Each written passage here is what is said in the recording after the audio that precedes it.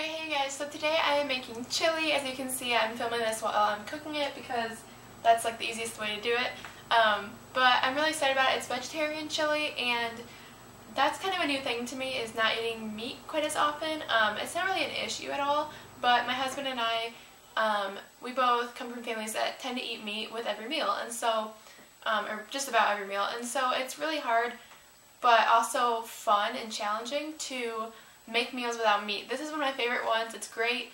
As soon as it starts getting chilly, like cold out, chilly, I start making this, and it's just delicious all through the fall and winter time. Today I am making some vegetarian chili, so here are a few things that you will need. Not pictured or not in the screen right now is rice. I'm going to use some brown rice, but you also need taco seasoning, black beans, a couple other cans of beans. I'm using 2 kinds of kidney beans, dark red ones and light red ones, a can of diced tomatoes, and some corn. This is just corn off the cob. My family blanches it and freezes it, so we did that in September, so I just pulled some out of the freezer, and I'm going to end up throwing the whole bag in just as it is, frozen. Some other ingredients I forgot to mention are onion. I'm going to use 1/4 of a large onion. I'll dice that up. I'm probably going to put in about 1 large baked potato.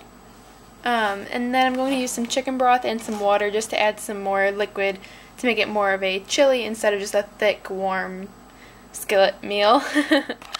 Alright, I'm going to start off just by cutting up my baked potato. This was baked and cooled already, and so I'm just going to kind of just slice it up into chunks.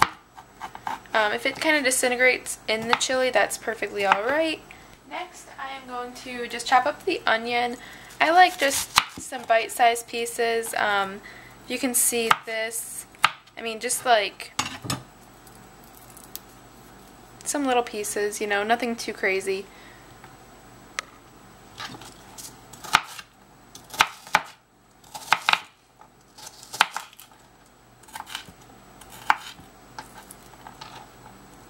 I just like to go through and make sure that all of my pieces are about the same size. Alright, so now that I have chopped up my onions, I'm just going to go ahead and put them in a pot with some bacon grease and olive oil. I used about 1 tablespoon of bacon grease and 1/2 tablespoon of olive oil. My onions start to get a little translucent, as you can see they are. I'm just going to throw in a little bit of the taco seasoning, really not much of it. We'll see what ends up happening here, but just like that, and kind of stir that around, and it smells amazing. So this is kind of like a taco chili, but I find this is the easiest way to get like that chili flavoring without having to buy a bunch of spices, because right now I don't own a lot of spices, and so this is like the easiest way to just get that kind of seasoning. So I also just poured in some chicken broth, and I'm just going to let that heat up for a bit while I continue to rinse some of the beans and other things that I'll be throwing in here, and I'll keep you guys posted. I took the opportunity and I threw in my blob of corn. It's going to take a while for that to thaw out, so while we wait for that to thaw, I'm going to throw in my beans. Here's the can of black beans and dark red kidney beans. And so obviously there's not much liquid, so I'm just going to throw in about 1/2 cup of water for right now, and some more taco seasoning, just the rest of it. Make sure we get all of it out.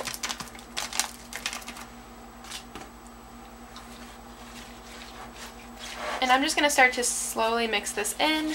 Might add more water or chicken broth along the way. Just depends.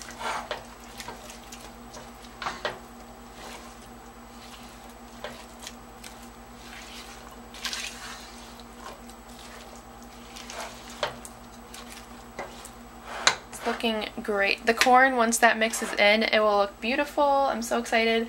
And then I have this can of petite diced tomatoes, and so just juice and all, I'm going to pour that in.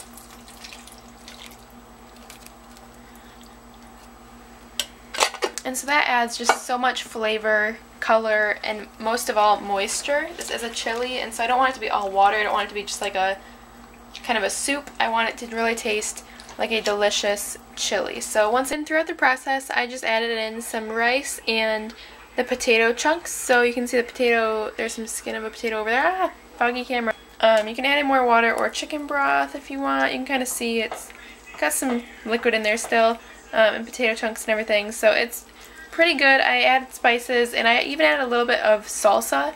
I think if I had green chilies or peppers, that I wouldn't have needed the salsa, but that just added some more flavor that this could have used. Alright, so that's my video on vegetarian chili. It's kind of a taco chili, and I hope you guys liked the recipe. Definitely feel free to try it out and let me know what you think. Like I said, this has become a favorite of mine. My husband loves it as well, and it's been really fun to start making things that are free of meat. Potatoes are a great way to kind of fill that void. Mushrooms, just some of those more hearty vegetables. And like beans are awesome too. So I just kind of threw a lot of things in here. I didn't put mushrooms in it this time, but that is a great way to do it. I would saute them up beforehand, then put them in.